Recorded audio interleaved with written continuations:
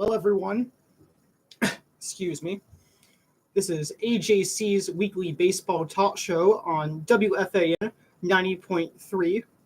Sorry, WARC 90.3. I confused it with the Yankees radio network, but that's all good.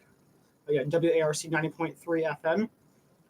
And I am your host, Adam Cohen, otherwise known as AJC.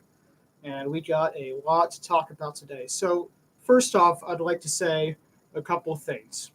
So, originally, this radio show was supposed to be every week, and it still is every week. I come here every week, but every 2 weeks, I'm going to actually talk about baseball stuff, and the weeks in between, I'm just going to talk about, or not really talk about. I'm just going to play some baseball music because I also have another job with this company called batsportspage.com. It's a website that's an up-and-coming sports publisher, and I'm one of the writers. I'm actually the head Yankee writer there. Actually allowed me to become the youngest field reporter in Bat Sports Page history when I was awarded my Yankee credentials at Yankee Stadium. And that was really cool. I got to interview a couple of Blue Jays players, including Thomas Pannone and Rowdy Tellez. So that was really cool. And just to give you guys a little background on me, I spent the last year in Israel, where I played with the Israel Association of Baseball.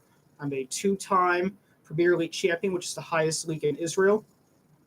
And I was a coach. I reconstructed Tel Aviv baseball field as a broadcaster. I was head of statistics. I was a coach, a player coach. You name it, I pretty much did it in Israel. So really, really cool. And I also spent the summer as a broadcaster in a collegiate. My connection's unstable, so we are going to try to fix that. I'm archiving this right now. You can actually go to my YouTube page, Yankees from Israel on YouTube, if you want to tease, but I think we are good right now. So that's good at least. Yeah, I think it's settled. But anyway, I was their Tidewater Summer League's first broadcaster in their 76-year history, so that's pretty cool. I was already named Allegheny's baseball broadcaster, and I work in the athletic department for them. I actually just ran a swim meet yesterday, which is really fun. It's my first time doing that and had a really good time. So shout out to Matthias Altman Karazaki, who's going to come on later today. He's a swimmer at his respective college, at the College of New Jersey, the D3 school.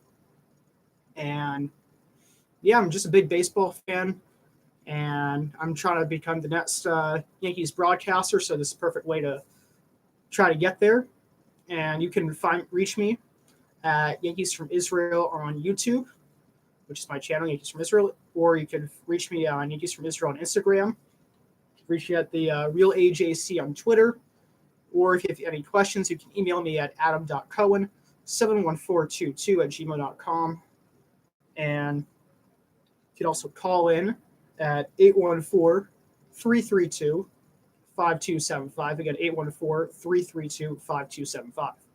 So, that being said, let me tell you guys how my week was, and then we'll start going after the show. So, I'm someone who's looking for a baseball summer internship in summer 2020. And I want to broadcast for a summer league a little bit higher than Tidewater Summer League. No offense to Tidewater Summer League, but it's just not as prolific as Cape Cod or Northwoods, or maybe being a co-broadcaster for a minor league team like single A short season. So if anyone knows any connections on here about that, please let me know, and please don't hesitate to contact me. And please, if you just have any questions or just want to call in at all, please don't hesitate to contact me as well. And yeah, this past week I had the privilege to introduce Professor Charles Fountain from Northeastern University, where he teaches journalism. And Professor Fountain has been in the journalism business for 45 years, over 45 years actually. And he's written 4 books. And I actually met him 4 years ago at this place I worked at called Bergino's Baseball Clubhouse. And you guys should totally check that out, by the way. It's on the Lower East Side in New York City, where I'm from. And it's really, really cool. They bring in a bunch of guest speakers, and they talk about their books, or they talk about current events. And everyone there is just this huge, huge baseball guy, and including Charles Fountain, where I purchased this book, The Betrayal, the 1919 World Series Scandal and the Birth of Modern Baseball. And I also read his other book about what's his name? Grantland Rice. That's what it was. Grantland Rice. So that was really, really fun. And I got to introduce him at my school because he was coming to my school to talk about that Black Sox scandal book. So really, really cool stuff. And my freshman seminar advisor, teacher, and he's also my advisor, Brian Harward, he recommended me that I do this since I'm a big baseball fan. It was really fun. I got Professor Fountain's business card. I'm going to write him a thank you note for coming to our school and sitting down and talking with me. I also met Greg Peterson, who runs the Jackson Center right nearby Allegheny, and he's an Allegheny grad of 1973. Really nice guy, and he's also an investor in the Jamestown Jammers, which is a team in the Perfect Game Collegiate Baseball League. So I'm going to get in touch with him about that, and maybe I can secure a radio broadcast job with him. So made some really good connections this weekend, or this past week. And at the same time, I also been applying to internships as well, and one of them was a Royal Seiko, which is in California, in the California Leagues, which is kind of the third highest league right behind Cape Cod and Northwoods.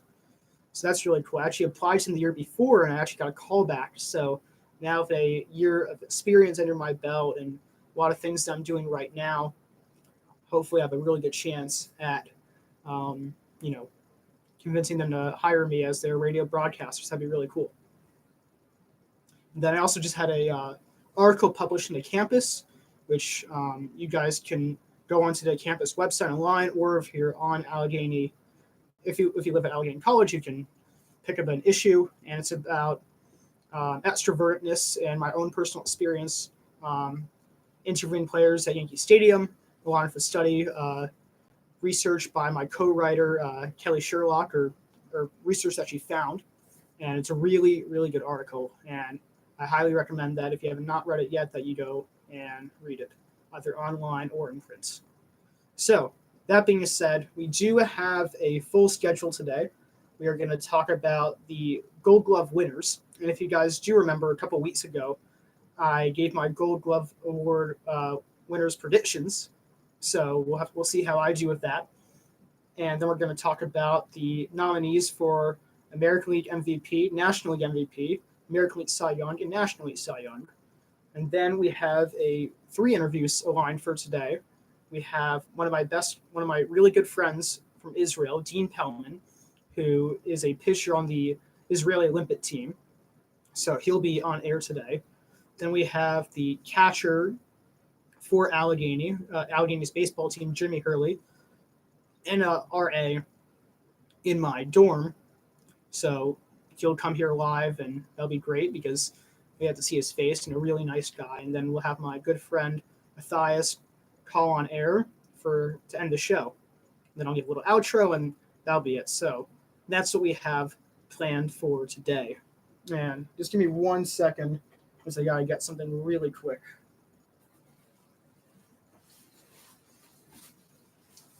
Just need to get my phone just in case if any of them try to answer me, because I gotta be on standby if they have any call-ins. So if I any messages from my friends Dean or Matthias or Jimmy, but so far I think we're good on that front. So without further ado, let's get started. Truly get started. Okay, so for those of you who do not know, there's something in baseball called the Gold Glove Awards. The Gold Glove Awards are awards to the best player at each position in each league. So there's Gold Gloves at for the third baseman in the American League and National League, at pitcher, American League, National League, et cetera, et cetera. So we're going to go through that. So the American League Gold Glove Award for pitchers, the nominees were Mike Leake of the Seattle Mariners, Jose Barrios of the Minnesota Twins, and Lucas Giolito of the Chicago White Sox. And I originally predicted Jose Barrios, but Mike Leake ended up winning the award, which is pretty surprising because Leake won the award this year, and he's not won this award before, which is not all that surprising. The surprising part is that Mike Leake is a 10-year veteran. And I've been starting following the Gold Glove Award a couple years ago. That's pretty much when I started getting into that. But I never remember him on the list. So why this year is he on there? Did he really just shore up his defense? as like a mid-30-year-old pitcher, it doesn't seem too likely.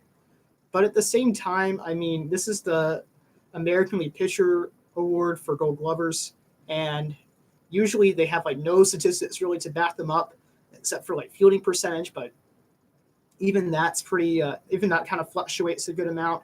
And Giolito and Barrios are both significantly younger than Mike Leake, so kind of surprising to have the younger guys who are definitely adept defensively, since they are younger and they're more mobile. So it's kind of surprising that either Barrios or Giolito did not win. So a little unfortunate that my pick did not work out, but hey, I mean, congratulations to Mike Leake.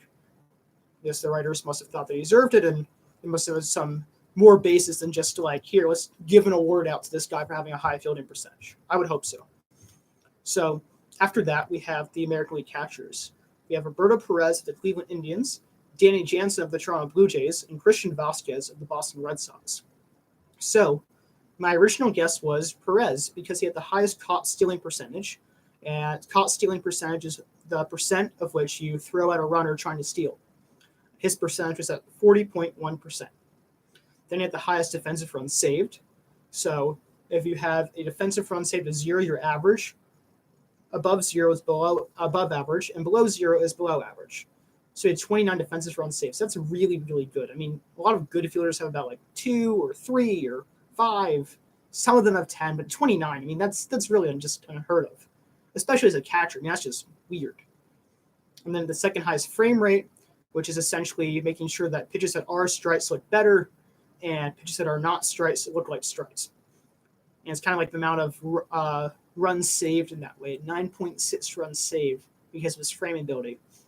And all of these categories, caught stealing percentage, defensive runs saved, and frame rate, paced his competition, and I was correct, and Perez did win the Gold Glove. So then we have first base. The nominees were Yuli Gurriel of the Houston Astros, Matt Olson of the Oakland A's, or Oakland Athletics, if you will, and Justin Smoak of the Blue Jays. So I originally picked Matt Olson because he, destroyed his competition.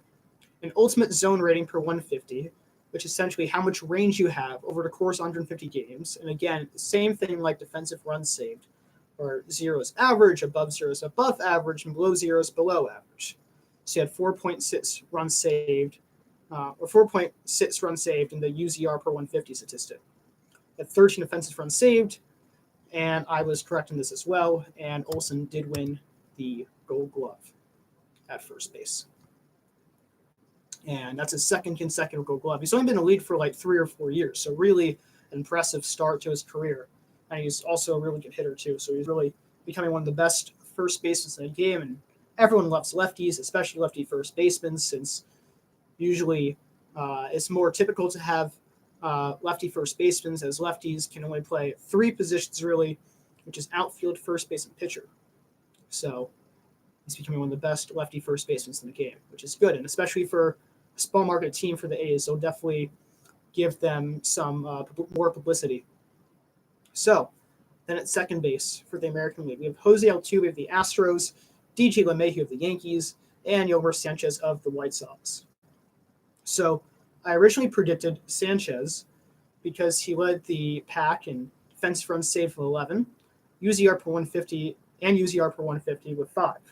And I was correct in this as well. Then, for American League third basemen, we have Alex Bregman of the Astros, Matt Chapman of the A's, and David Fletcher of the Angels. So, my original pick was Chapman because he blew away his competition, way out of the water. They have 18 defensive runs saved and 12.0 UZR per 150. And not only did Chapman end up winning the Gold Glove Award, so I was right again, which is his second in a row, but he also won a second Platinum Glove Award. And Platinum Glove is like the most prestigious. It's like a Gold Glove, but even more prestigious, pretty much, even more amazing.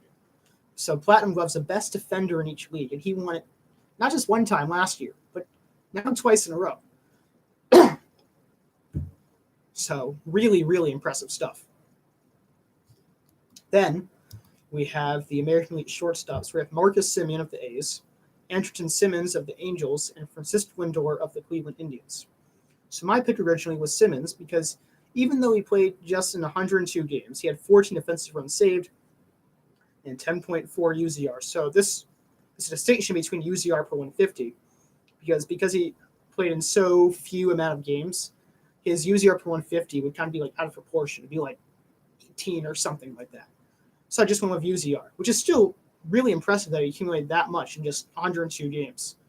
I mean, that's really, really above average. And it's no surprise because Simmons is just a ridiculous fielder. I mean, this guy is literally like the best defensive shortstop in like the last 10 years throughout baseball, like hands down without a question. However, because he played in too few games, they did not go with my pick. Instead, went with Lindor, who's very impressive in his own right. He had 9 defensive runs saved and 7.4 UZR per 150. Again, I do disagree with this pick, but it's not very outlandish because Lindor is a very good fielder, and he also played more games than Andrelton Simmons. Then we have the left field Gold Glove Award race in the American League. We have Robbie Grossman of the A's, Alex Gordon of the Kansas City Royals, and Andrew Benintendi of the Red Sox. My original pick was Grossman, as he led the pack with 4 defensive runs saved and 5.1 UZR. Again, not UZR per 150, just UZR. But instead, they went with the 6-time Gold Glove Award winner and former Platinum Glove Award winner, Alex Gordon. Now, this is where these award races just really make me mad, because Gordon has been greatest position for so long. And it doesn't mean he was not great this year. He actually still had a very good season. I mean, he had like 1 defensive run saved, or he had like 3 defensive runs saved and 1 UZR per 150. So still very good, but not quite as high as Grossman, and he did a lot less games too. So that was pretty surprising in itself. But he basically just won it for several reasons. So first of all, for a lot of players, there's always new players who join the Gold Glove race every year. And this is because defensive metrics fluctuate from season to season. So some people may think like, oh, it could be a fluke, but Grossman's been considered a pretty good fielder for a while. He actually has a lot of range, he's somewhat fast, and has a really, really good arm. Secondly, Alex Gordon is 35 years old.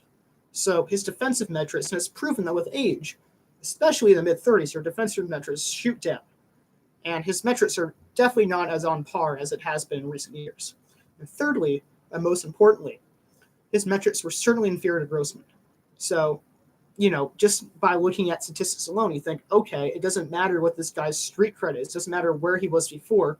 All that matters is how he performed this year. But still, they gave it to Gordon. So I think that's ridiculous. And it's funny because for those baseball fans who do remember, Salvador Perez has won a bunch of Gold Gloves year in, year out. Back when he wasn't injured as much. I think he was out for like Tommy John surgery this year. But anyway, he was winning like year after year. And he wasn't really very deserving of the award just because he won it like twice in a row. Because he threw out a lot of runners. But then they just like kept him in the midst. He won like 4 or 5. So like kind of just ridiculous. And what's even more ridiculous is like these voters are chosen and they're the best in the business. So like to just overlook someone like Grossman like that, I think that's ridiculous. And anyone who just looks at the statistics here can see that Grossman was snubbed. So that's my 2 cents on that.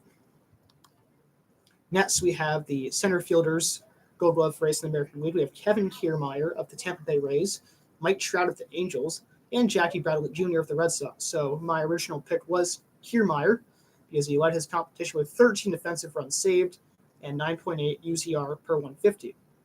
And Kiermaier did win the award and now has 3 Gold Glove awards on his trophy shelf, which I'm sure he has one at home. For the American League right fielders, we had Cole Calhoun of the Angels, Josh Reddick of the Astros, and Mookie Betts of the Red Sox. So my pick was Mookie Betts because he had 15 defensive runs saved and 15.6 UZR per 150. He's also incredibly, incredibly popular and won the 2018 MVP award. So that being said, Betts did win the award and now has 4 Gold Glove awards to boast. So that's it for the AL, and I did pretty solid with my predictions. I went 6 for 9, so at least I get a passing grade on that. And now we have the National League. So for National League pitcher, we had Jack Flaherty of the St. Louis Cardinals, Zach Greinke of the Arizona Diamondbacks, and Aaron Nola of the Philadelphia Phillies.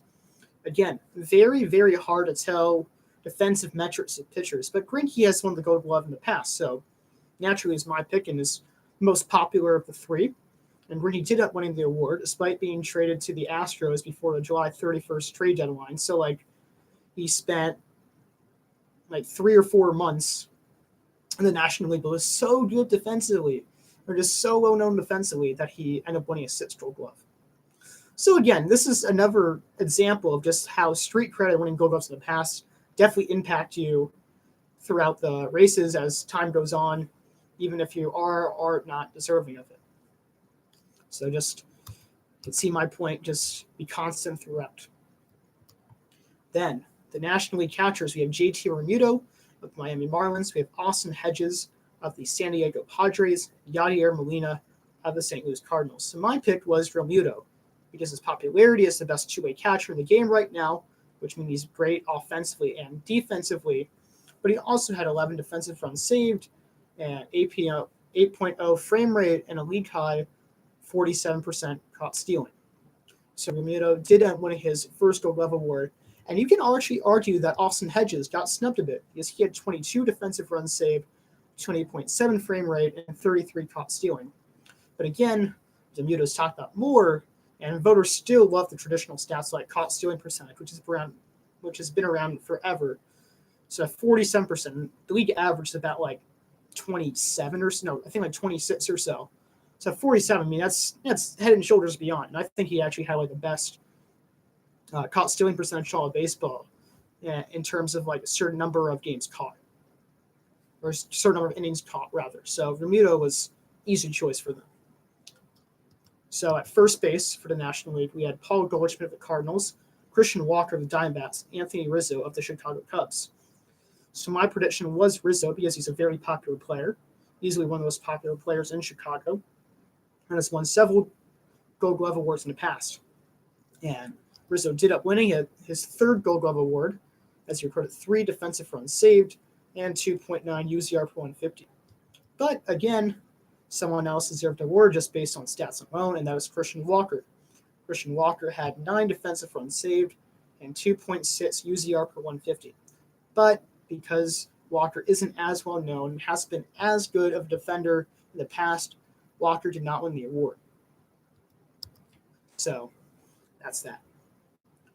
For second baseman in the National League, we have Ozzie Albies of the Atlanta Braves, Colton Wong of the Cardinals, and Adam Frazier of the Pittsburgh Pirates.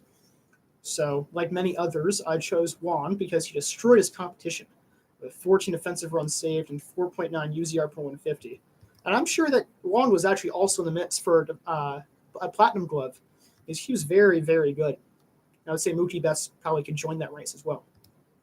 But anyway, Wong did up winning his first Gold Glove award this year, and rightly so. Then we have the National League third basemen with Anthony Rendon of the Washington Nationals, won the World Series this year. We have Josh Donaldson of the Braves and Nolan Arenado of the Colorado Rockies. So Arenado is my pick, not only because he had won 6 Gold Glove awards to start off his career, which is incredible, but the most solid defensive metrics out of his competition. Arenado 8 defensive runs saved and 12.0 UZR per 150. So Arenado not only won his 7th Gold Glove, but also won his 2nd consecutive Platinum Glove award. So it's pretty awesome because there's a new reign of great third basemen, or new competition for Arenado in terms of great defensive third basemen. So for a while it was Donaldson and Justin Turner and Adrian Beltre, but now Chapman has quickly rose in the ranks, and he might even be a better fielder than Arenado. And it's also crazy because they literally played in the same high school together. And guess who was the shortstop? That was Chapman, which is a more highly touted defensive position. So we could see, and it's funny that they both won the Platinum Glove in consecutive years. And they're both on a really, really good pace in terms of defensive metrics. So very impressive. And it'll be interesting to see who's the better defender in terms of stats by the end of their career, by the end of both of their careers. So then We have the National League shortstops, where we have Paul DeJong of the Cardinals, Nick Ahmed of the Diamondbacks, and Trevor Story of the Rockies. So honestly, the NL shortstop, like everyone was a good choice. But my pick was still Trevor Story because he is the most popular of the bunch. It's not because his last name is Story, although when he was making history right away in the beginning of his career, everywhere he looked, it's like, this is a great story for Trevor Story. And it was just like really cringy and awkward. And it reminded me of like 2018 out of where I just like said like a crazy amount of puns. And my really good friends kind of know that about me.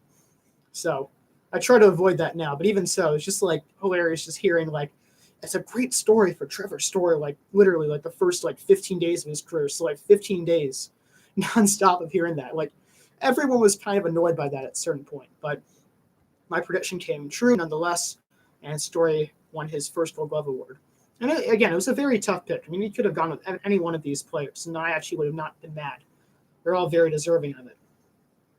So next we have the National League left fielders, where we have David Peralta of the Diamondbacks, Hunter Renfroe of the Padres, and Juan Soto of the Nationals. And I made a pretty risky choice in predicting Peralta because he played in only 93 games in left field, which is like really, really small. I mean, that's only 12 games more than just half the season. So, but Peralta was a lot better than his competition. He had 10 defensive runs saved and 6.2 UZR. So that's like really a lot of accumulation in such a short amount of time. So just imagine over the course of a full season. I mean, that's like, I don't know, 18 DRS and like 12 UZR per 150 or something like that. So really, really good. And my prediction ended up being correct, as Peralta won his first Gold Glove. Next, we have the National League center fielders. We have Victor Robles of the Nationals, Harrison Bader of the Cardinals, and Lorenzo Cain of the Milwaukee Brewers.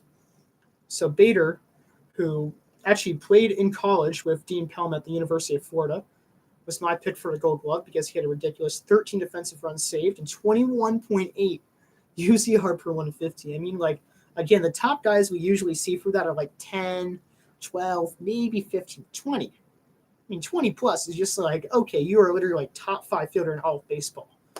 He probably also was somewhat mentioned for the Platinum Glove, too. But Cain also had a fantastic season with his street cred, where he's been third in MVP before, and he's a World Series champ of the Royals in 2015. Cain won his first Gold Glove award.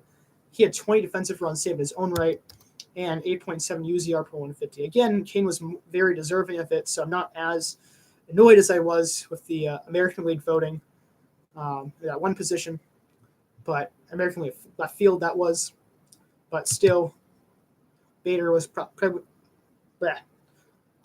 definitely more deserving of it. So then lastly, our final race, the National League right fielders, which features Bryce Harper of the Phillies. Harper, for those of you who do not know, which is I'm sure very, very few of you, or baseball fans at least, Harper signed a 13-year, $330 million contract this past season, which is the highest contract in all of baseball.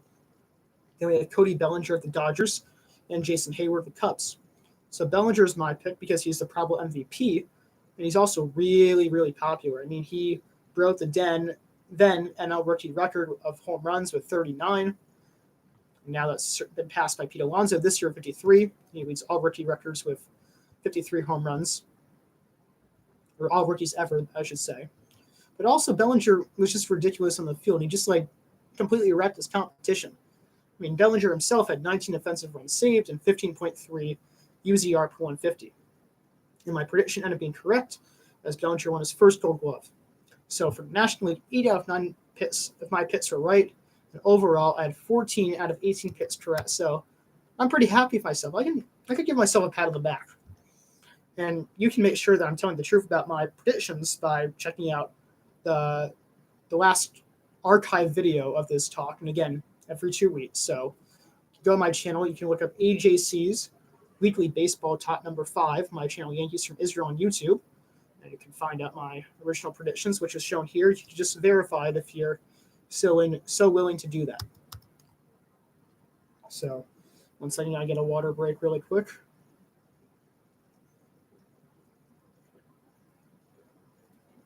Again, very hard to do a bit of a one-man show. I've said that before, which is fine. I'm happy to do it. But to like talk continuously for 2 hours, I mean, I need some water. So So next we have the MVP award races. And so we had, for the AL MVP, we already have our top three. The winner has not been announced yet, by the way, for any of the major awards. For MVP, or Cy Young, Rookie of the Year, or Manager of the Year, we're just doing MVP and Cy Young awards today. So the honorable mentions for the MVP are DJ LeMahieu and George Springer. Also, you can put Xander Bogaerts and Betts within that mix too. So the AL MVP award this year is essentially a two-horse race between Trout and Bregman. And Trout has been considered the best player in baseball for the past 8 seasons. But Bregman himself just keeps getting better year after year. But many fans and analysts believe Trout should win the award simply because Trout had a better season. And Trout had 45 home runs, 110 runs scored, 104 runs batted in, 11 stolen bases, a triple slash one, which is batting average, which is hits divided by at-bats. And then you have on-base percentage, which is hits plus walks plus hit by pitches divided by plate appearances. And then slugging percentage, which is singles times 1, doubles times 2, triples times 3, and home runs times 4 divided by at-bats. So all of those are offensive stats, and you combine the 3 to get OPS, which is on-base percentage plus slugging percentage. Anyways, triple slash line was 291, batting average 438 on base percentage and 645 slugging percentage, en route to a ridiculous 1,087 OPS. And mind you, the MLB average is about 752. So that's just head and shoulders beyond the average player. And don't get me wrong, the advanced metrics love Trout too. Hit a 353 ISO, and ISO stands for isolated power, which is very similar to slugging percentage, except you get rid of singles. It's just solely looking at power. So doubles, triples, and home runs. So how you quantify the stat is doubles times 1, triples times 2, home runs times 3 divided by at-bats. Then you have weighted on-base percentage, which is, again, an offensive stat. It's like on-base percentage, but it's comparative to the rest of the players in the league. And usually a good one is about 340 or so. But Trout had a 436 on weighted on-base percentage, so that's ridiculous. And then there's a stat called weighted runs traded plus, or similar to defensive runs saved and UZR, a little bit different, but slightly different. But 100 WRC plus is average. Above that is above average, and below that is below average. And it's a percentage base. So if you have a WRC plus of 101, then you are 1% above league average. And Trout, his WRC plus was 180. So he's 80% above league average as an offensive player. I mean, just take that into consideration. There's like 750. No, let's not take the pitchers down. There's probably about like at least 400 or so, at least 300 hitters in all of baseball. The Trout is 80% better offensively than the majority of them, than all of them. So that's just like ridiculous. Or 80% better than the average player. So just insane. And I'm pretty sure he does have the highest WRC plus this year. But anyway, defensively, Trout was also a top 3 candidate in the AL center field Gold Glove race, despite being about an average fielder of having -1 defensive runs saved and -1.2 UZR per 150. And overall, Trout had a 8.6 F-WAR, which is a Fangraphs version of WAR, and WAR stands for wins above replacement. So again, it's a accumulation stat. You build it up throughout the season. And what was I going to say? If you have a F-WAR of 0, you haven't helped your team win any games, nor have you helped your team lose any games. Above that is good, and below that is bad. So Trout essentially won single-handedly his team 8.6 games, which is really good. The average starting position player has a F-WAR of 2.0. So he has won 6.6 more games than the average starter. Again, just putting that in perspective for you guys. In 1 second, let me get some water.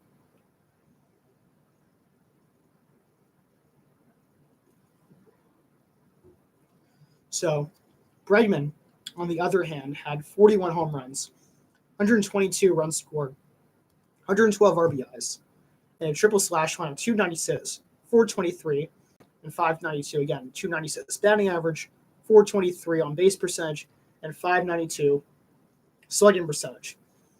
And Bregman himself had an insane OPS of 1,025. But Bregman also displayed the offensive metrics such as ISO, which was 296, weighted on base percentage, 418, and weighted runs created plus of 168.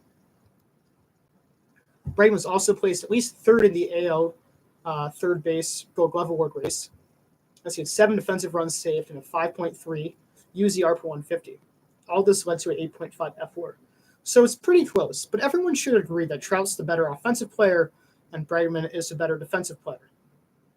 We should all be able to agree with that, and obviously the should take the offensive stats more into account because they mean more and they're more tangible. They have a more tangible effect on the game. But Trout, the main reason why it's a two-man race is because Trout played only 134 games this year, as he had a season-ending foot surgery. And Bregman, to his advantage, also took over for the injured Carlos Correa at shortstop and was the Astros' best hitter during their pennant run. At shortstop, though, Bregman did post a decent -2 defensive run saved and -0.9 UZR. So not great, but not awful. Both players are fan favorites, but Trout is more well-liked than Bregman. And while Trout's injury certainly does not help his MVP case, he should still be able to win his 3rd MVP award this year. And another big topic of the MVP conversation is Marcus Semien placing 3rd, or most likely 3rd in the MVP award. Again, not been decided yet, but like I said, pretty much a two-man race. And Yankee fans especially are really outraged by this because DJ LeMahieu, who was an insane player this year, was not nominated as one of the 3 potential MVP award winners, or 3 selected players as an MVP award winner this year. And then the other honorable mention that I mentioned earlier is George Springer, who still performed very well despite an injury-riddled season. So let's first take a look at Semien. Semien had a career year both offensively and defensively. He had 33 home runs as a shortstop, 123 runs scored, 92 RBIs, 10 stolen bases, and a triple slash line of 285 batting average, 369 on base percentage, 522 slugging percentage en route to a 891 OPS. And the advanced metrics love Semien as well. It's a 373 weighted on base percentage, 137 weighted runs created plus, and a 243 ISO. Defensively, Semien had 5.0 UZR for 150 and 5 defensive runs saved, as he placed at least 3rd in the American League shortstop Gold Glove Award race. All of this led to 7.6 F4 for Semien. And Semien was really the embodiment of the A's this year because they have great speed, they have great defense, and they have really good power despite playing a large ballpark. Meanwhile, DJ LeMahieu had his best offensive season to date. LeMahieu had 26 home runs, 109 runs scored, 102 RBIs, and a triple slash line of a 327 batting average, 375 on base percentage, and 518 slugging percentage, en route to a 893 OPS. Sabermetrics also looked favorably to LeMahieu as well. He has a 191 isolated power, 375 weighted on base percentage, and 136 weighted runs created plus. Defensively, LeMahieu was a Gold Glove nominee at second base, where he had 5 defensive runs saved and 4.0 UZR. He also played respectable defense at third base, where he had 2 defensive runs saved and 0.8 UZR. At first base, where he had 0 defensive runs saved and -0.7 UZR. All of this led to a 5.4 F4. The Yankees had a record 30 players on the injured list this past year, but LeMahieu led the charge by having an insane season in the leadoff role. I mean, it's really absurd to have a leadoff hitter have 100 RBIs. Usually those stats belong to like the 2 through 5, maybe 2 through 6 hitters. But a leadoff hitter, that's really unheard of. Hardly ever happens. But like LeMahieu he led the charge for the Yankees because he was a great leadoff hitter, he was a great leader, right defensively, and hit well runners in scoring position. But let's not forget about George Springer. In just 122 games, Springer had 39 home runs, 96 runs scored, 96 RBIs, and a triple slash line of a 292 batting average, 383 on base percentage, and 591 slugging percentage, and route to an astounding 974 OPS. Springer also had 299 ISO, 400 weighted on base percentage, and 156 weighted runs created plus. Defensively, Springer had an underrated 6 defensive runs saved and 3.9 UZR in center field, as well as 5 defensive runs saved and 4.9 UZR in right field. All this led to a 6.5 F4. So, again, think about how well Springer would have done over the course of a full season. So really, really good. He's already a great hitter, but he was basically also the second best Astro hitter to Bregman, which is also pretty mind-boggling within itself. And statistics alone should favor the trio as follows. It should be Semien, Springer, then LeMahieu. But that being said, all of them are great choices for third MVP, but Semien is definitely the most deserving. So Yankee fans should just, suck it up a bit, to say the least, and acknowledge the fact that Semien did outplay LeMahieu this year, at least in terms of stats alone. But because, again, these award races are very much based on how these players are viewed, LeMahieu probably finish 4th, and Springer will finish 5th. So, next we have the National League MVP race, which is again a 2-man race similar to the AL, but this time it features Cody Bellinger of the Dodgers and Christian Yelich of the Brewers. And then a dark horse right behind them, who's at least going to get 3rd in the MVP award, is Anthony Rendon. And honorable mentions include Pete Alonso, Ketel Marte, Freddie Freeman, Juan Soto, and Ronald Acuna Jr. So it was funny because MLB really hyped this up this year. It was like Belly versus Yelly, and before the All-Star game, this amazing commercial. It was phenomenal. Go look at Belly versus Yelly commercial on YouTube. And it's they would point out to the crowd, it's all right, 460 right center, and they would hit the seat there. And then Bellinger would do the same. It would just be very fun stuff like that. But let's look at the statistics. And actually, right before we get to that, and that it's also very weird because Yelich also did not help his case for an MVP award this year because he had a season-ending surgery, just like Mike Trout. So really, really crazy stuff about the parallels between the MVP award races in the American League and National League. Anyway, in 130 games, Yelich had 44 home runs, 100 runs scored, 97 RBIs, 30 stolen bases, a slash line of 329, 429, and 671, en route to 1,110 OPS, which led all of baseball. He also had a 342 ISO, 442 weighted on base percentage, and 174 weighted runs created plus. Defensively, Yelich was a respectable -3 defensive runs saved and 0.5 UZR per 150. All this led to a 7.8 F4. And Yelich was the heart and soul of the Brewers team. It's very, very logical to assume that they would not have they would have not secured a wild card spot without Yelich. And there's Bellinger, who played on the Dodgers, as mentioned, but the Dodgers had the best record in the National League, so it's also something to consider. Bellinger had 47 home runs, 121 runs scored, 115 RBIs, 15 stolen bases, and a triple slash line of 305, 406, and 629, en route to a 1,025 OPS. Bellinger also had a 324 ISO, 415 weighted on base percentage, and 162 weighted runs created plus. Defensively, Bellinger brought home his first Gold Glove award thanks to 19 defensive runs saved and 15.3 UZR per 150. All of this led to a 7.8 F4, which is the same as Yelich. So we should all agree that Yelich was actually the better offensive player in at least a 130-game span. While Bellinger certainly has more home runs and more runs scored and more RBIs because he played more of the season than Yelich.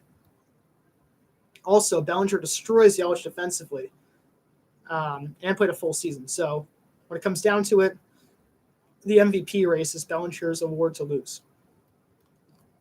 However, the dark horse Anthony Rendon remains in the mix. Rendon had a career year. He had 34 home runs, 117 runs scored, led the National League 126 RBIs, and a triple slash line of 319 batting average, 412 on base percentage, 598 slugging percentage. That all led to 1,010 OPS. So again, like all of these guys over 1,000 OPS. They're just like the elite of the elite. Also, Rendon had a 279 isolated power, 413 weighted on base percentage, and 154 weighted runs rated plus. Defensively, he had a solid 2.0 UZR for 150 and 2 defensive runs saved. All this led to a 7.0 F4. Clearly, Rendon is slightly below the level of Bellinger and Yelich, and I would be very, very surprised, as well as many other people, if he actually did place first or second, but he's pretty much secured a spot as third place. But you also got to mention at least another factor that could help Rendon. His Nationals started off the season 19-31, and they went to the playoffs and eventually won the World Series.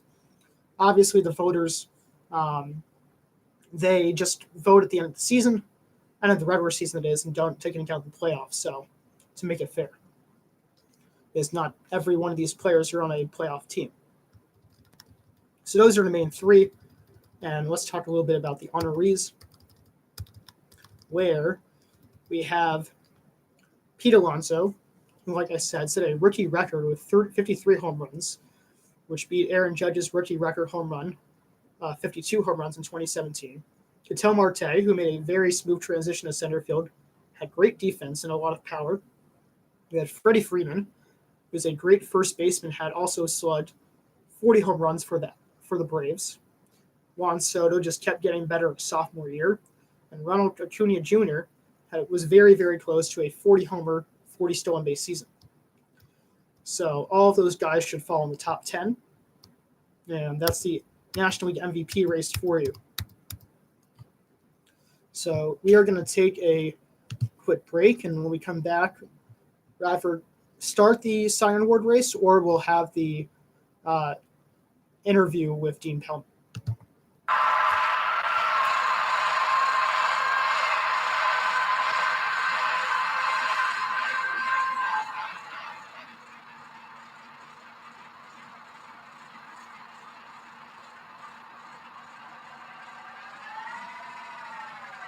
And yes, this is a song like them.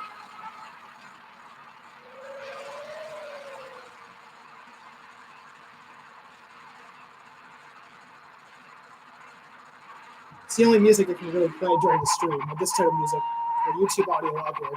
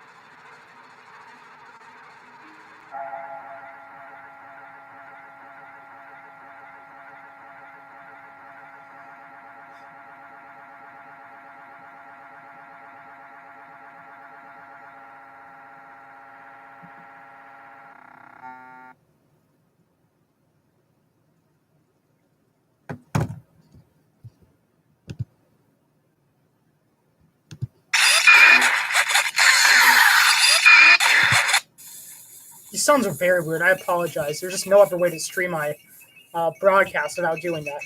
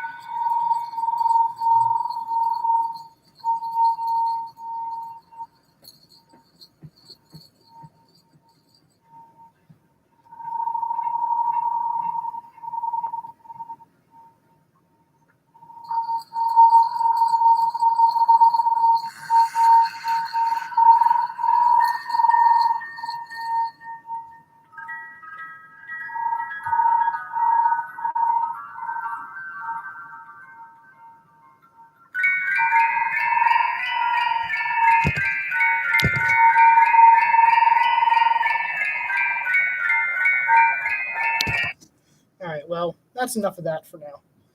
Again, the only way I can continue stream my show on YouTube is I use the auto library free music on YouTube. So sorry I had to listen to those weird songs. Very not baseball related, but that's all right. So Mr. Pellman has not called in yet, but he will do very shortly. So let's move on to the Cy Young Award race. We can start that, and we can continue once I'm done with the interview with Dean. So the AL Cy Young Award is also a two-man race, but this time it's between Justin Verlander and Garrett Cole, while Charlie Morton looms right behind him, and he will finish in the top three, and most likely third place. Honorable mentions include Shane Bieber, Lucas Giolito, Liam Hendricks, Mike Minor, and Lance Lynn. Also, Justin Verlander and Garrett Cole are from the Astros, and Morton is from the Rays. So let's talk about the top two in the race. So, in 34 starts, Verlander went 6, and he had 21 wins and 6 losses. He had a 223.0 innings pitched, a 2.58 ERA, which is the average amount of runs you allow in a 9-inning game, 0.80 whip, which stands for walks and hits per inning. The metrics are very kind to Verlander, as he had 12.11 strikeout per 9, which is the amount of strikeouts you have on average per 9-inning game, 1.7 walks per 9, again, average amount of walks per 9-inning game, 1.45 home runs per 9, again, amount of home runs allowed in a 9-inning game, and 3.27 FIP, which is kind of like a kinder version or a more advanced version of ERA, which just takes into account anything the pitcher can control. So nothing to do with the defense, just walks, strikeouts, hit by pitches, and home runs. And all of this led to a 6.4 F4. Meanwhile, Garrett Cole in 33 starts went 20-5 with 212.1 innings pitched, 2.50 ERA, 0.89 whip, an Astro record 326 strikeouts, which is single-season Astros record. Sabermetrics love Cole as he had a 13.82 K per 9, 2.03 walks per 9, 1.23 home runs per 9, 2.64 FIP, and 7.4 F4. And my prediction is that Verlander and Cole will be the first co-Cy Young Award winners for the first time since 1969, where Denny McClain of the Tigers and Mike Cuellar of the Orioles won the award. And Morton, like fine wine, just keeps getting better with age. In 33 starts, Morton had 194.2 innings pitched, 3.05 ERA, 1.08 whip, and 240 strikeouts. He also had 11.10 K per 9, 2.64 walk per 9, 0.69 home runs per 9, and a 2.81 FIP. All of this led to a 6.1 F4.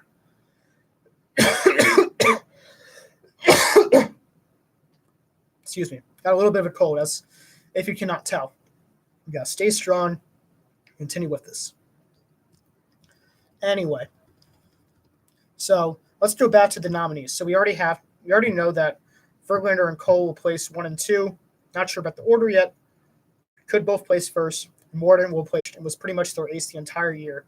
As Bauer got traded, Carrasco literally had cancer, 1.3 ERA the year before, and really turned around this year. Liam Hendricks, who is the best closer in baseball and should have won the American League Reliever of the Year award.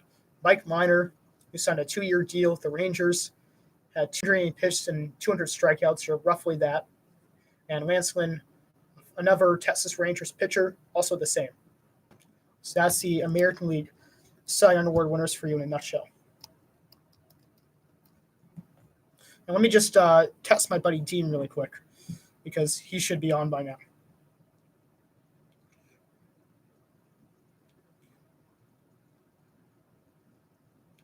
Okay, so I texted him, doing all that I can done, and I'm sure he'll be on here soon. He's a good friend of mine, and I know he wouldn't bail on me like that. Anyway, then we have the National League Cy Young Award race, which predominantly features Matt Scherzer of the Nationals, Jade DeGrom of the Mets, and Hyun-Jin Ryu, hope I'm saying his name right, of the Dodgers. And honorable mentions include Steven Strasburg, Walker Buehler, Clayton Kershaw, Sonny Gray, Jack Flaherty, and Mike Soroka. And Matt Scherzer, in 27 starts, went 11-7 with 172.1 innings pitched, 2.92 ERA. Up, here we go. All right, let me move my computer and we'll get this started.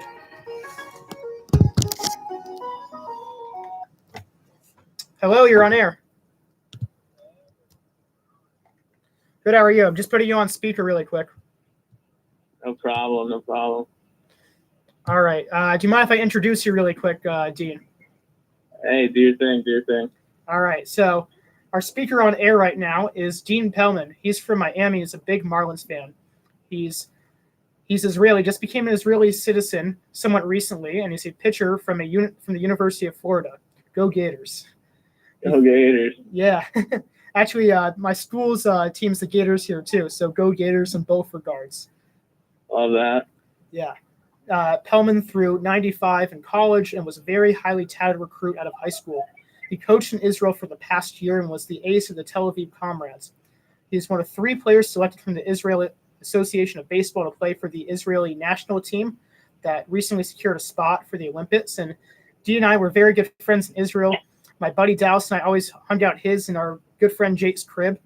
And I spent good time. Yeah.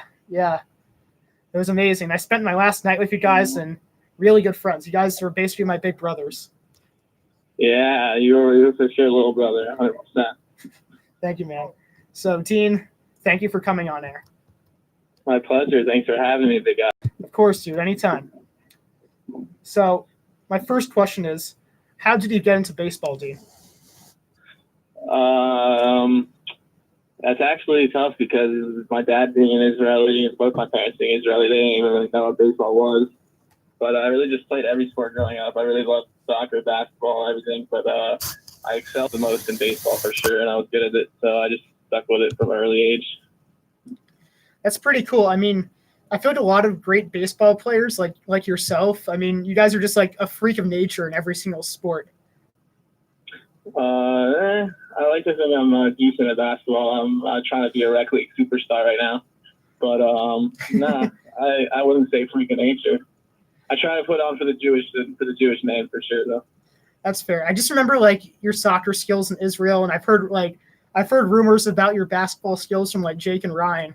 So yeah, I take my athletics seriously for sure. Yeah, I mean that's the way to do it, dude. Hell yeah! Say it again. I said that's the way to do it. Yeah, you got to do it. You got to do it big. Exactly. So what was the recruiting process like out of high school? Did you have a lot of people that were trying to like get you to go to their colleges? Yeah, for sure. I had a lot of interest. I wanted to go to UF really badly. I grew up as a Gator fan, and my sister was actually at the University of Florida as a freshman when I got my offer from there. So I knew I was going to get to hang out with her for at least a year or two. So that definitely played a big factor in me choosing there. But no, I got to enjoy that recruiting process my junior, senior year of high school a lot. Yeah, that's really cool. I mean, like just having a bunch of coaches just wanting you there, it must be like a great feeling. But, I think that family aspect of your sister being at the school and you going to like a bait school in your home state, I mean, that must have really helped you out in choosing that. Oh, yeah, absolutely. And it's super, going to school there. That definitely played. The other schools I was looking at were more smart academic schools. Like Stanford was a school that I really wanted to go to that I got offered. And all the Ivy League schools that offered me, like Brown University, stuff like that, was just way more expensive than being an in-state school. I got to pay way cheaper. That makes sense. Yeah, that makes sense. So wait, at University of Florida, you played with players such as the probable NL Rookie of the Year award winner Pete Alonso and Harrison Bader. Correct me if I'm wrong. Luis Guillermo of the Mets. Yeah, of course. Luis wasn't at Florida. He was actually my high school shortstop, and I grew up playing with him with travel ball and stuff like that. Oh, okay. Yeah, I got to play with all those guys. He had a sick year this year. Bader got to play up until that NLCS. He also is a beast.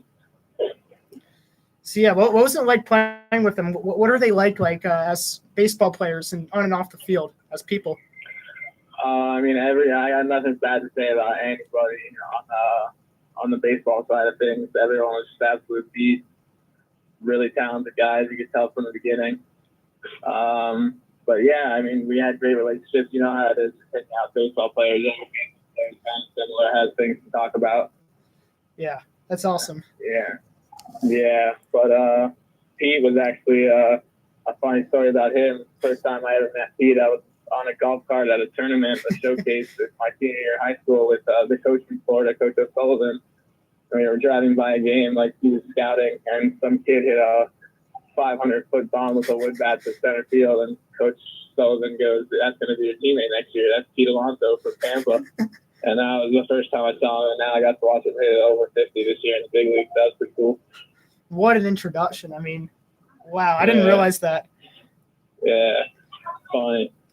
But legendary kid, Pete Alonso. Yeah, were you texting him when he broke the home run rookie record? No, I wasn't texting him at that time. But we keep in touch with stuff with you and everything. It's way easier nowadays. That's great. That's good to hear. Yeah. Yeah. So yeah, while at University of Florida, you had a Tommy John surgery, right? Good. Yeah, I did my freshman year of college. So what was that process like? Like the whole recovery process and getting back onto baseball, and what was that like? It was it was a long process. I mean, the recovery is about a year long. But I was blessed to actually be at the University of Florida, so where they pay for the surgery and they do all the therapy there, and it's probably the best facilities in the world. I'd have to assume. I mean, we have everything at top of the line, all the newest technology and equipment to help me get to my arm where I needed to get it. So I was definitely blessed. Wow, I mean, I had no idea they paid for your surgery. That's very nice of them, and that's amazing. Yeah, definitely, they helped out a lot.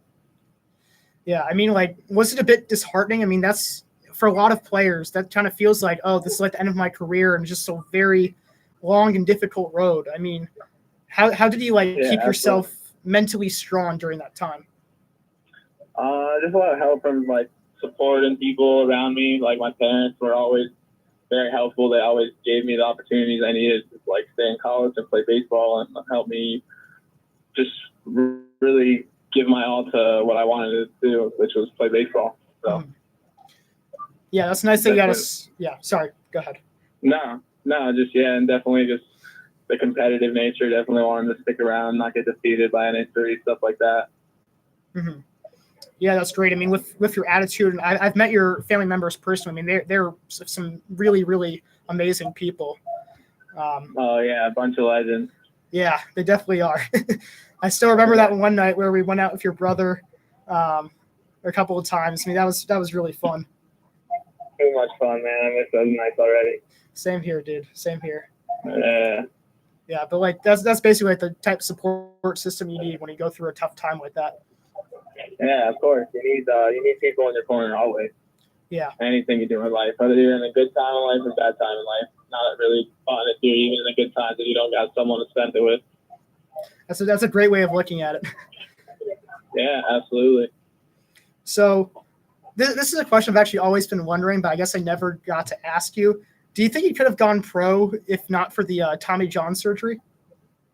I mean, it's tough to say, of course. I definitely think I could have gotten drafted 100% because my senior year of high school, I had a bunch of national cross-country coming to my house and asking me how much it would be for me to sign and not go to University of Florida.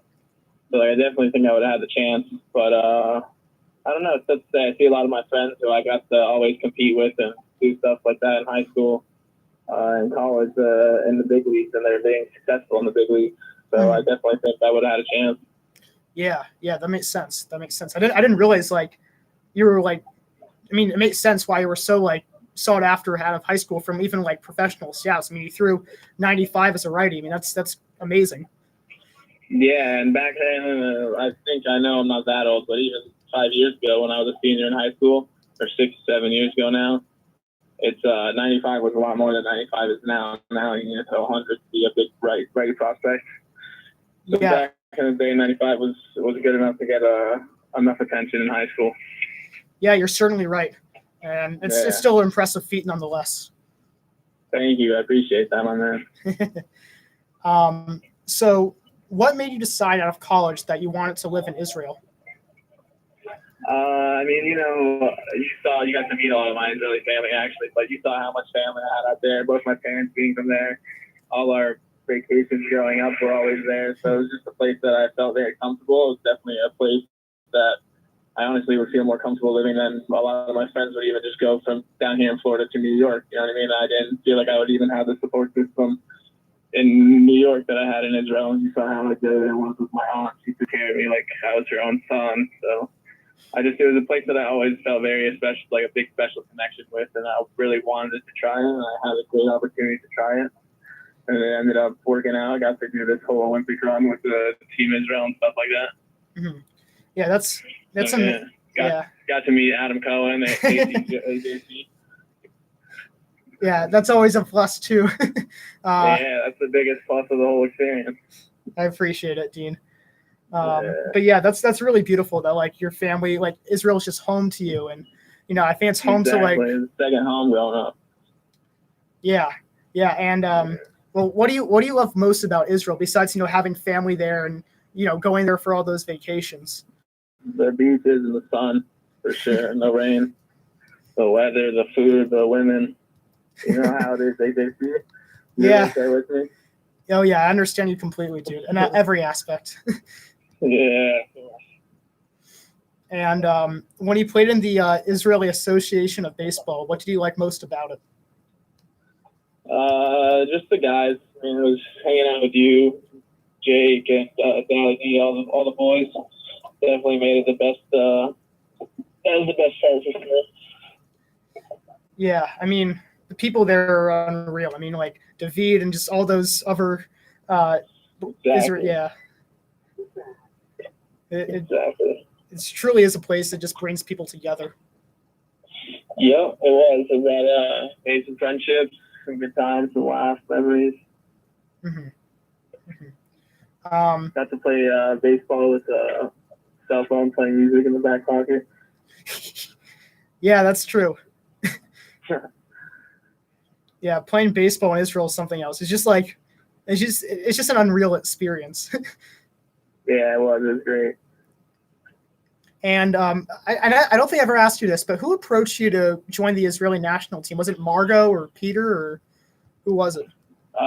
Peter. It was Peter.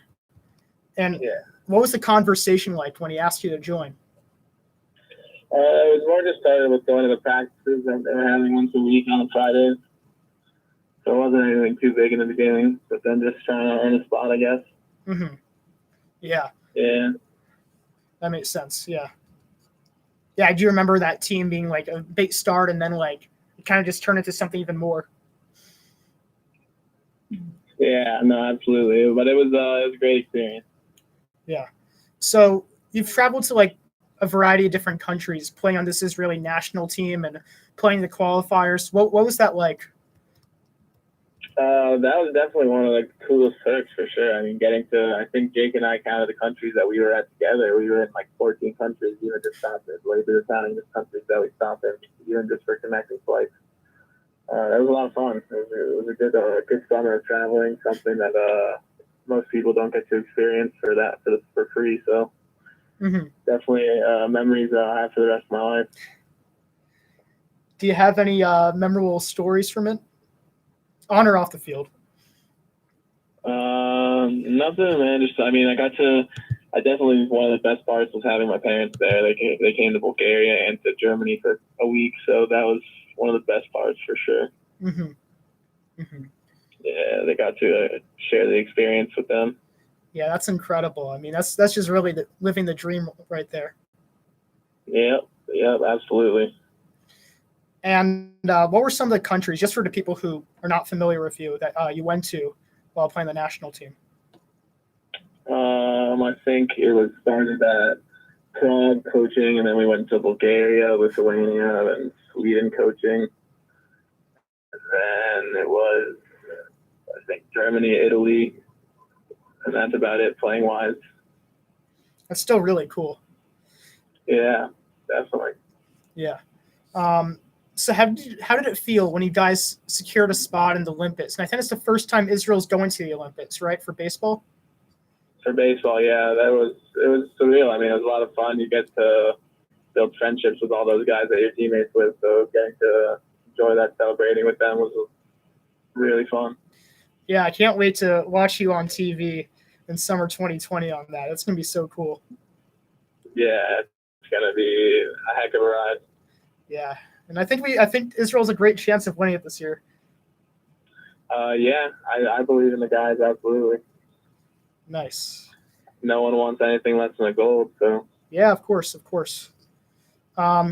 So my last question is, what are you doing now as of late, and what do you plan to do after the Olympics? I'm actually in the car right now. I just got in the car with two of the teammates. I'm with the lone lightsman in Colorado. And we're about to go to my house. My mom cooked us an Israeli dinner. That's so nice. But nothing. Just working. Starting to work out soon to get in shape, get the arm in shape as well. Mm-hmm. And yeah, living life, waiting for AJC to come visit me. Yeah, I mean, I actually have my grandpa that lives in Florida, so I'd love to come out when I get the chance. You got to. You have to. Yeah, I do. Gotta come party in Miami with me. Yeah, that'd be really fun. That would be really fun. Oh, it will be. All right. Well, that was my last question for you, Dean. Thank you so much for calling in. It really means the world to me.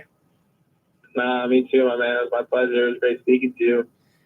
Yeah, it was great speaking to you too. We gotta do this more often. Absolutely, my man. We'll talk soon. Yep, talk soon. Have a good one, Dean. You too. Take it easy. Yep, bye. So that was Dean Pellman. As you could tell, has a lot of really fascinating baseball experiences, and you could tell by like our friendship, like he's one of my best friends, and he really was like a big brother to me over in Israel. So before we talk about the Cy Youngs a little bit more, and then we are going to have our interview with Jimmy Hurley, who's a catcher at Allegan. I'm just going to plug in my computer really quick. So it died faster than I thought.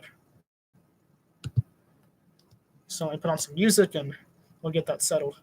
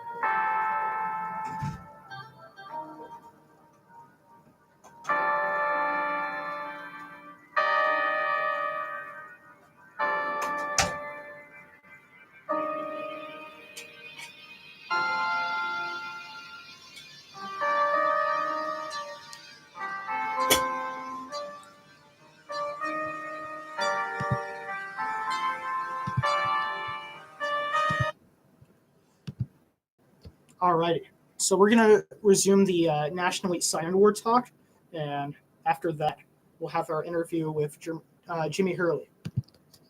So let me just go back in my notes really quick to the National Elite Cy Young.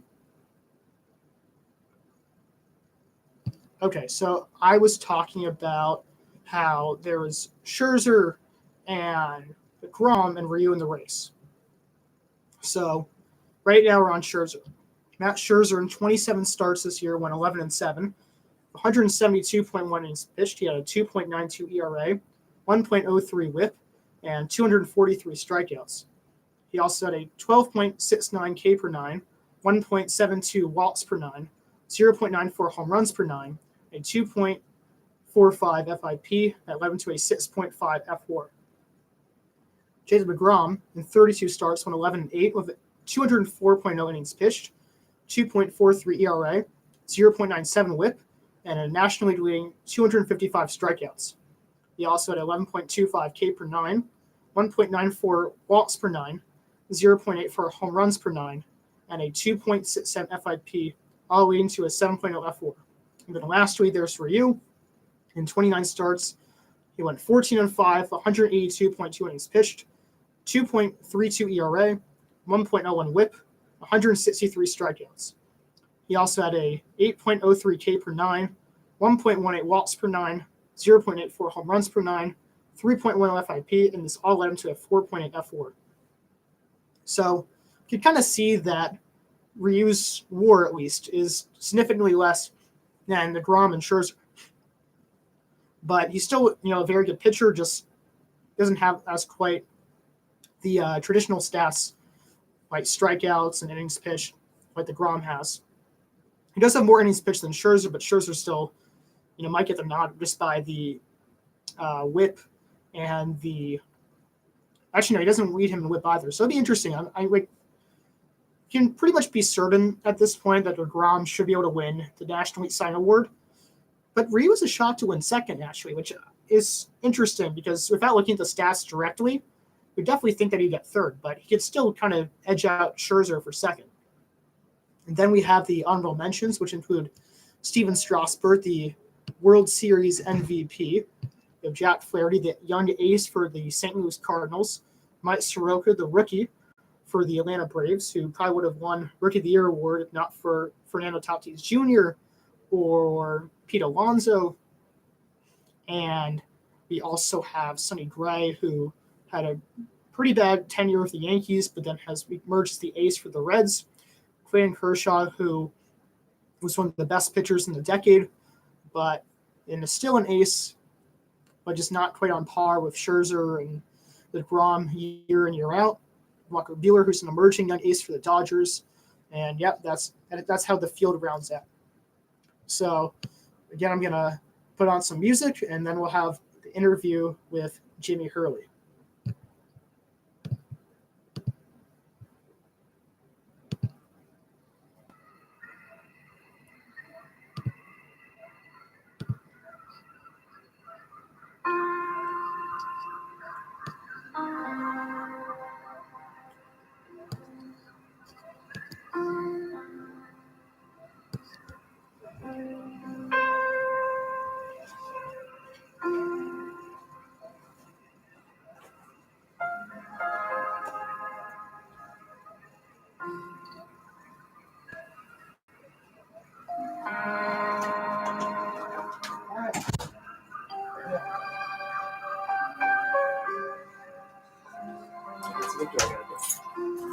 So I'll just ask you the questions that I sent you. Okay, yeah. And we'll just have a conversation about it. Okay. Is there a mic I have? Yeah, that's your mic. Yep. Sorry for the music. It's just like the only music I can stream without like it's been taken off YouTube. Okay. So it's like weird, right? A little weird. Yeah. It's not very baseball related. Just have it right here. Yeah. That's very good. That's fine. Let me just make sure that you're in front of the camera. Yeah, we got both of us in there. Awesome. They're looking good, kid. Yeah.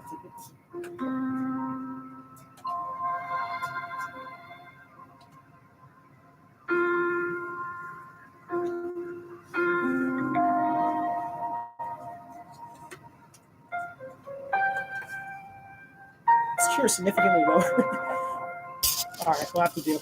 Maybe this makes it more even. Yeah. I think it's cool, man. Yeah, right? This is your first time in here, right? Mm-hmm. That's cool. That's cool. All right, let me turn off the freaky music. I wish there was better music than this, but there wasn't. Yeah, right? It's just like all of these are like torture. It's just strange. All right, so we are back, and we have our guest, Jimmy Hurley. Thank you for joining us, by the way. Oh, of course. Thank you for having me. Of course. So let me give you a quick little intro. So Jimmy Hurley is a junior at Allegheny College, of course. He originates from Pittsburgh and is a big Pirates fan. Right now, Jimmy is majoring in environmental science and is a catcher in Allegheny's baseball team. So once again, welcome, Jimmy. Thank you. All right. So my first question is, how did he get into baseball? So, baseball's always been around me in some way. My parents are really big fans of the sport. My mom loved it growing up watching games. My dad played in high school. He always a big Pirates fan, really big Roberto Clemente fan. Has a bunch of really cool stories about him, actually. And so just by growing up in that household, I had to like baseball, Yeah. And I was always on the radio or on TV. We had Pirate season tickets too, growing Jeez. up. So yeah, what the earliest picture I've seen of myself is not as like on my birthday was me rounding first base at a Three River Stadium. So that's really cool. Yeah. So as soon as I came into the world, I got hit with baseball. So That's so cool. I mean, especially to have both parents into it. That's yeah. Oh yeah. And they've always been very supportive throughout my whole career. Both of them coach baseball. My dad, I got older, kept coaching my teams and all of that. My that's mom, great. my brother also plays too, and she's been helping his team out, and it's just been it's been a really great bonding experience for all of us. That's amazing. That's really, really cool. That's what baseball's all about, right there. Yeah. Family aspect of it, just going along with everyone, and Exactly. Yeah. that's great. Oh yeah. So what made you want to become a catcher? So going back to the Pirates of the 2000s, my favorite baseball player at the time was Jason Kendall. Mm-hmm. And so obviously I said, well, he's a catcher. I want to be a catcher. Mhm. As soon as, I could start catching and all of that, I did and everything. And then just growing up and, when I was like 11, 12, 13, 14, I found out I was the only person on my team that was willing to catch.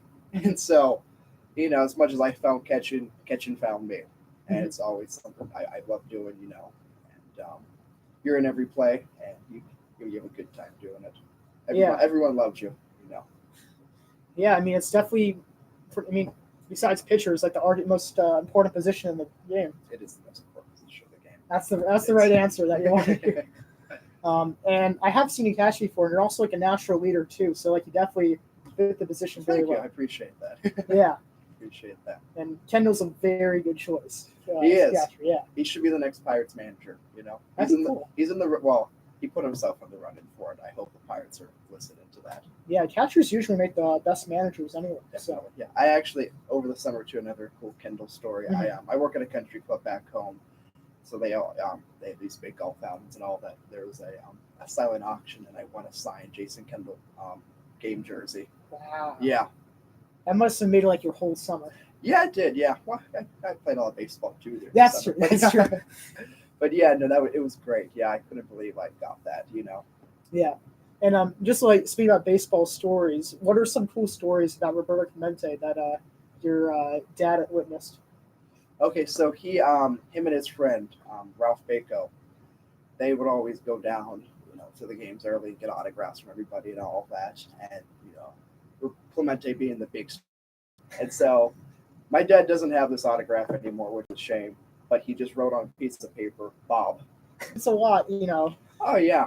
But it's also Right. hilarious. It is hilarious, yeah. It's one of my favorite stories, yeah. Yeah. I'm sure the signature probably must have been worth something. I mean, how many times do you get Roberto Clemente's signature just says Bob? I think that's the only one. So yeah. I mean, well, anyone could just write Bob and say Roberto Clemente did it too. That's true. Had that would be awesome. Yeah. Mm-hmm. Yeah, that's incredible. Yeah. Let me just adjust the computer, right? Make sure that we're actually seeing you. Yeah, I know. So you have so microphone's in the way. What do you like the most about being a catcher, besides being a leader and calling the game? Yeah. My strategy involved, what to throw in this count, how's this hitter hit the he did the last at bat, where is he staying in the box? And I almost, obviously, you see pitchers when they strike somebody out, big fist bump or something and all of that, but I feel the same way because I call the pitch. Mm-hmm. Of course, if I Mm-hmm. also, but when yeah, I can just remember, time after time, calling off. It's 0-2 and all of that, and batters. Like non-quantitative, like catching Yeah. aspects. Oh yeah, So important. it is. Yeah, they really are, and I mean, like that's the most fun too. Well, also, you really can't beat throwing a guy out at second base either. That's Yeah. pretty good. But, Yeah. yeah, That's definitely one of the most underrated parts about catching. yeah. So I got a question for you. That's unrelated to this. Or like the questions I like I specifically yeah, said. right. Yeah. So like in baseball, like ERA, like for teams usually fluctuate between year in year out. Mhm. Do you think if you have like a really good catcher at the plate, it usually doesn't fluctuate as much? Would you say? Would you agree with that? Yeah, I mean, if your pitchers have great chemistry with your catcher, and they trust what they're calling and all of that, or even too, the catcher is trusting the pitcher to shake him off, or if I trust that pitcher, yeah, he's gonna hit this spot, or anything like that. Yeah, I definitely think pitcher catcher relationship can affect ERA a lot. Yeah, I mean chemistry is also another underrated part of it. Yeah, definitely. Like the relation Yadier Molina must have with pitchers must be like Right. Yeah. insane. Oh yeah, and you see too all the time. Back in the day when Burnett was on the Yankees and all that, he always wanted. Yeah. Insane. Oh yeah, and you see too all the time. Back in the day when Burnett was on the Yankees and all that, he always wanted Molina to catch him. Yeah. Or Jose Molina. Yeah. Out here for people who don't know that at home. And they always had that relation. Even when I saw AJ in Pittsburgh, he always had a specific catcher that he usually wanted to catch him. And just building that relationship is one of the most important. Things a team has to do. Yeah, definitely. Does that go into the recruiting process at all? Like when like Coach Crum and those guys are trying to draft catchers? Yeah. I mean, I'm not in the room with the That's true, catchers and all of that, and I wasn't recruited by Coach Crum or anyone on staff. Oh, now. okay. Yeah, that's right. But I mean, leadership and being able to talk to people is one of the things the catcher has to do. That's why David Ross had such a great career, and that's why he's the manager of the Cubs now. That was his last stop, and he wasn't, the best catcher on the roster at the time. He was probably the third best. Yeah. But he still played a lot because of his leadership, of his work ethic, and his relationship he had with John Lester. Yeah, that's true. And also the home run he had off Andrew Miller too, and That helps a little bit. Yeah. That helps too. yeah, definitely. That's cool. I really appreciate the insight that you have for being a catcher. Oh yeah. It's really fascinating. So what makes the Allegheny baseball team special? We're really, we're a team, Mhm. and you can tell that. I mean, a lot of people on campus might say we're a cult because we always have our hats on. But I just wear my hat because, sometimes I just wake up and gotta go to class. So I just throw the hat on and go. But I do that too. we're just, we're always together. We're always, having each other's backs. I can't think of one person on the team that I wouldn't, go out of my way to help, and I can't think of someone on the team who wouldn't go out of their way to help me if I need it. And I've seen that time and time again on campus. Someone struggling in a class or having a bad practice, it's always somebody there to pick them up, find them a tutor, or you want to do one a baseball team tutor ourselves. I'm kidding. We have a really lot of sport guys on the team too, but just finding support on campus. If you're on the baseball team, you automatically have 30 guys in your corner. Plus, the coaching staff is also always there for us, and I think that's another part too. Our coaching staff is they're pretty close to each other in your corner. Plus, the coaching staff is also always there for us, and I think that's another part too. Our coaching staff is they're pretty close to each other. Even though we got 2 new additions this year, Coach Reeves and Coach Pete. Great guys, and they're already gelling with the team, and that's just gonna our chemistry is definitely gonna be one of our strong suits as a team. It's gonna take us forward this season. Yeah, definitely chemistry. Like I said before, not only with catching, but just as a team, is such an undervalued part of it. It is. Mhm. I mean, you saw. I mean, the Nationals. I mean, Yeah, that was a team right there. definitely. I'm not saying that's the Nationals, right? Yeah, you said Nationals. Okay. Sorry.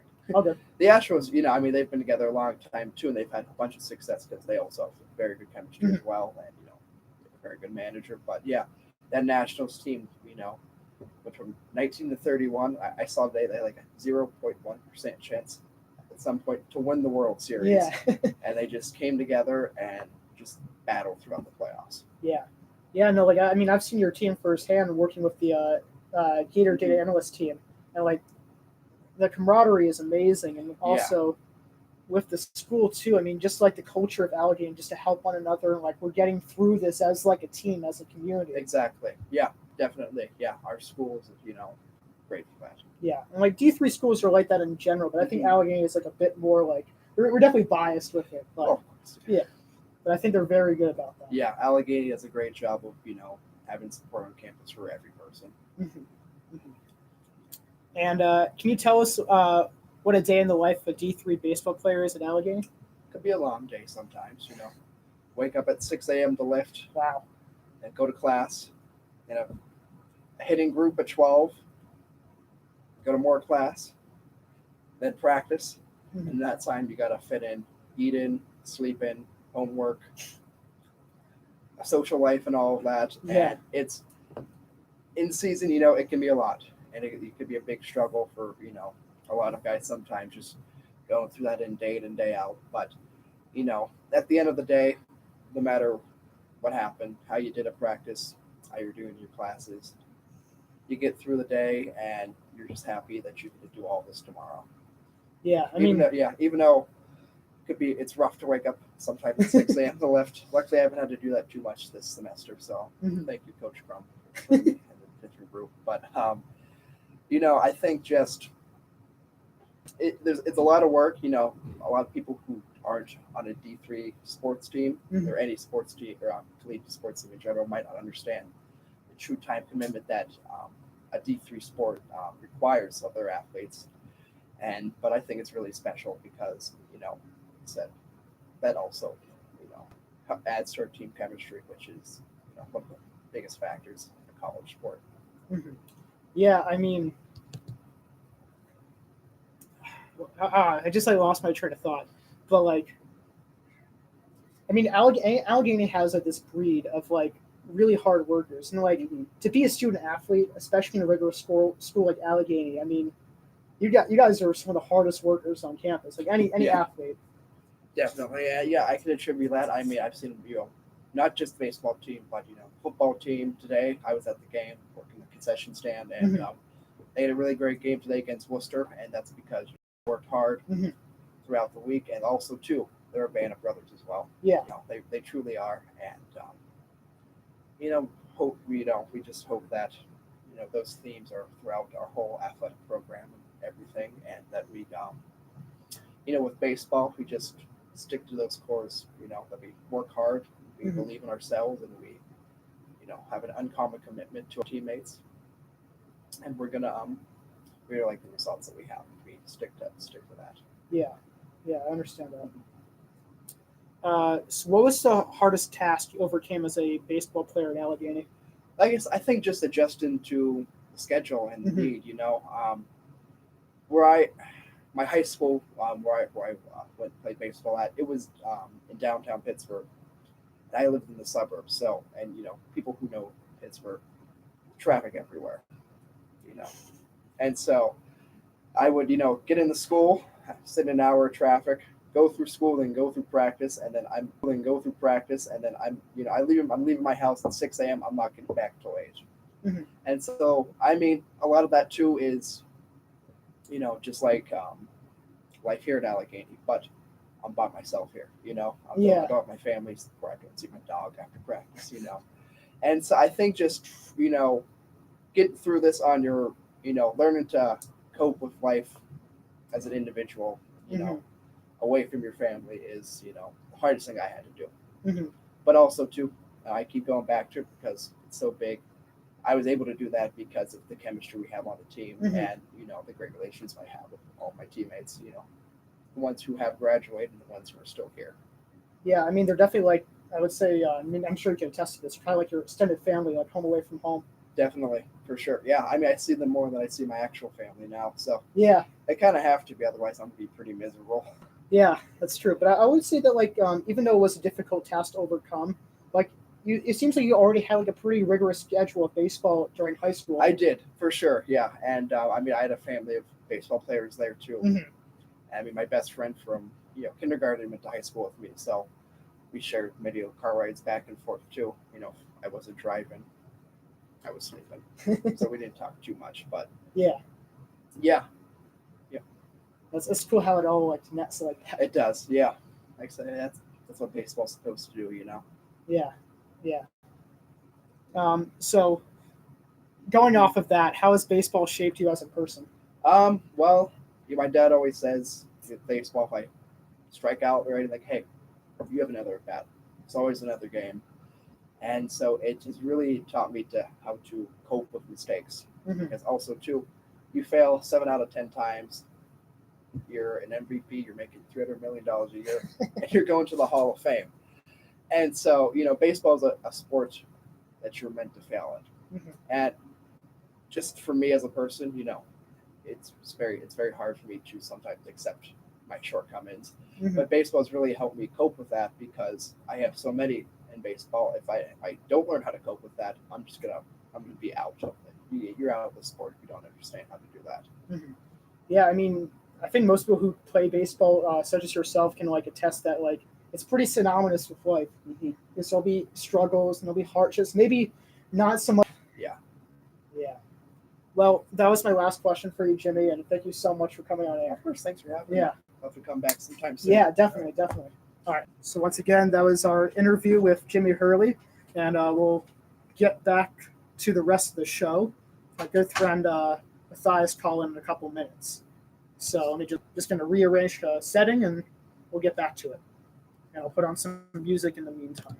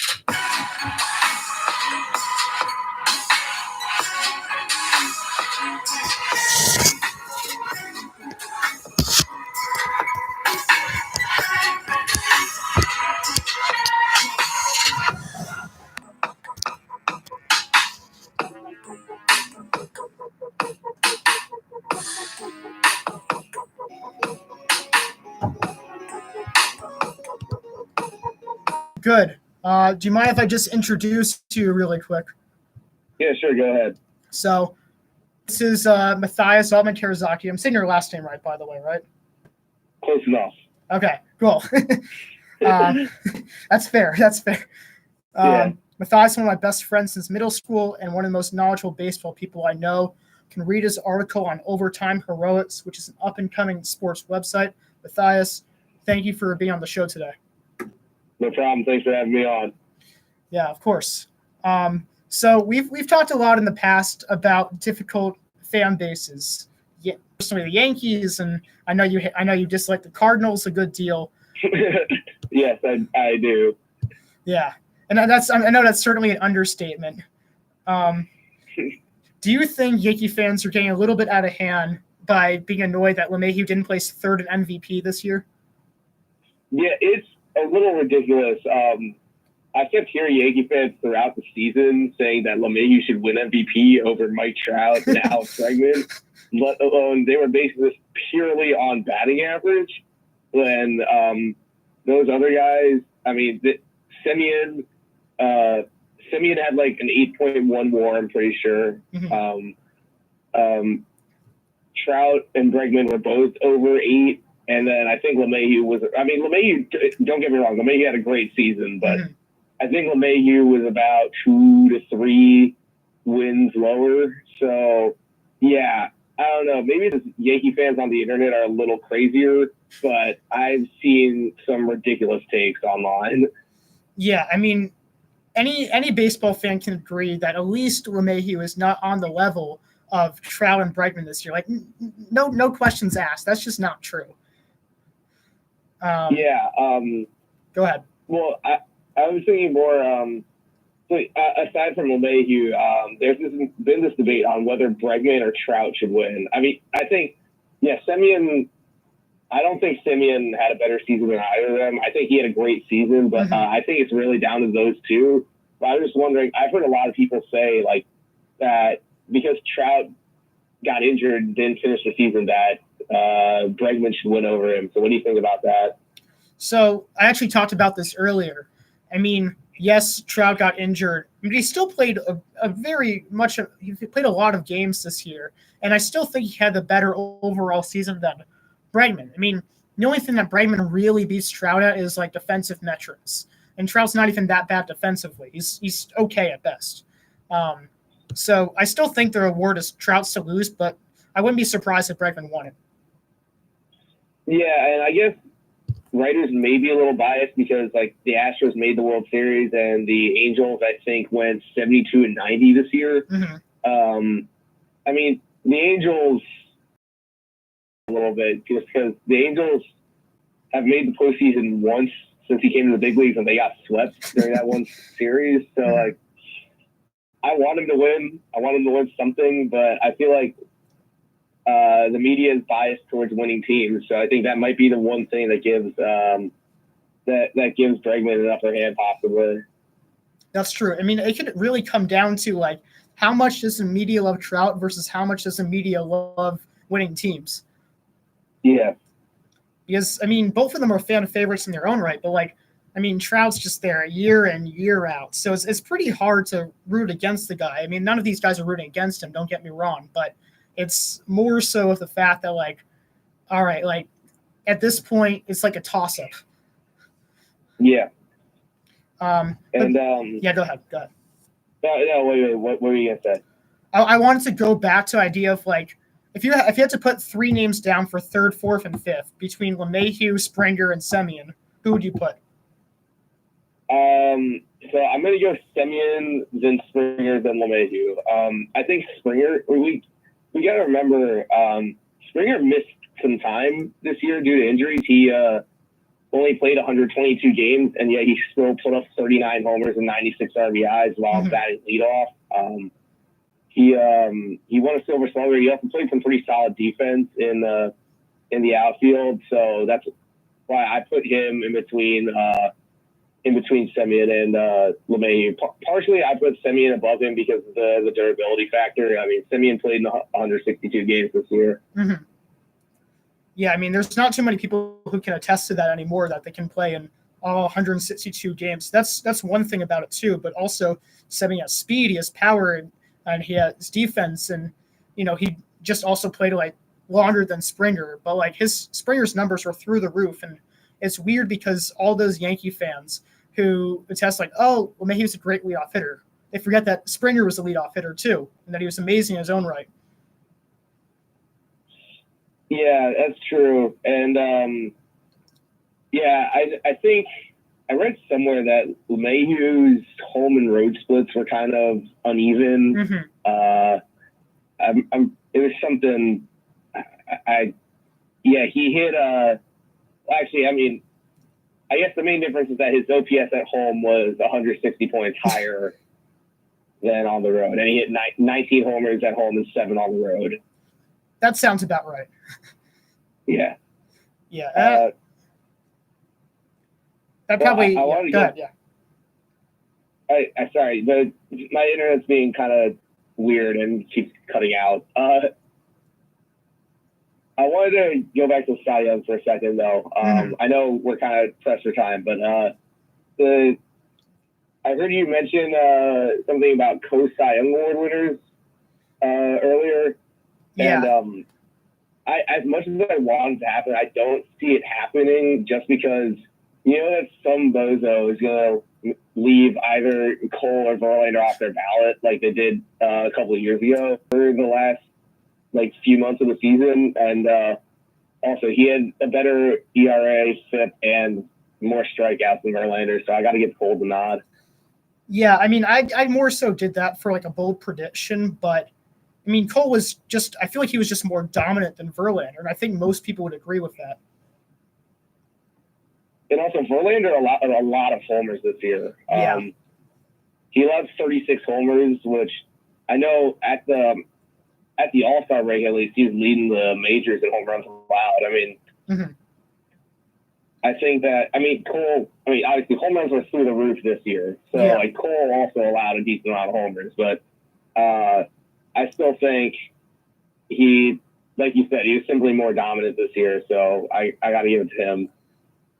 Yeah, I would agree, too. I mean, it'll be interesting because no one's really sure about, like, the voter base, if they're, like, more traditionally based or more, like, analytical based. Like, they must have, like, some aspects of both.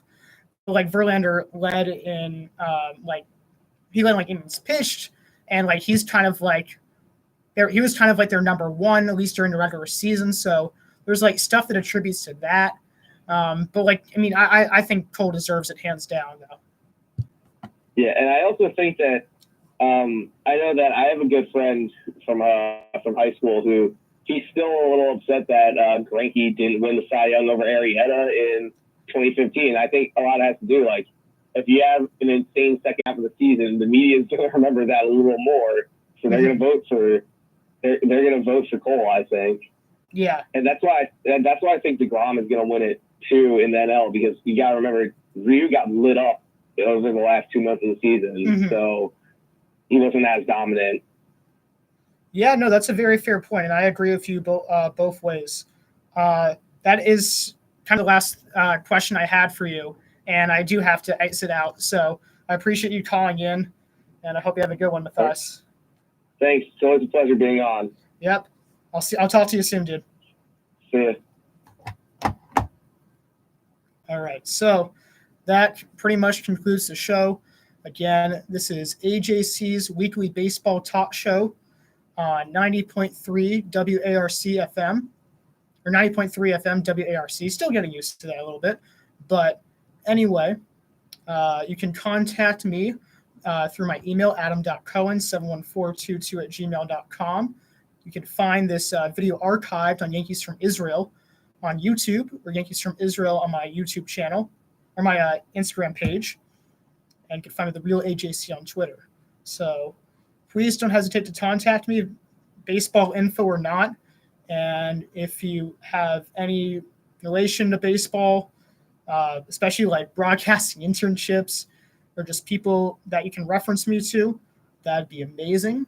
So we'll end off on there, and hope you guys have a wonderful day and take care. Until next time.